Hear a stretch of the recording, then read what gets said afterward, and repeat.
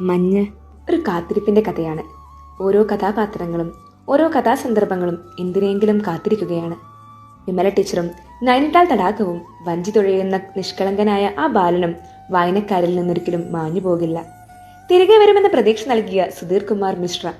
അങ്ങനെ ഒരു കാത്തിരിപ്പിന്റെ മായാജാലമാണ് മഞ്ഞ്. മരണം രംഗബോധമില്ലാത്ത ഒരു കോമാളിയാണ്. ചിരിക്കുക എന്നത് ഒരു മഹാസിദ്ധിയാണ് ടീച്ചർജി. അങ്ങനെ കഥയിൽ കടന്നു വരുന്ന മറ്റൊരു കഥാപാത്രം സർദാർജി. വിമലയുടെ പറയാത്ത വാക്കുകളുടെ അർത്ഥം അറിഞ്ഞ് മനോഹരമായി പ്രണയം പറയുന്നു.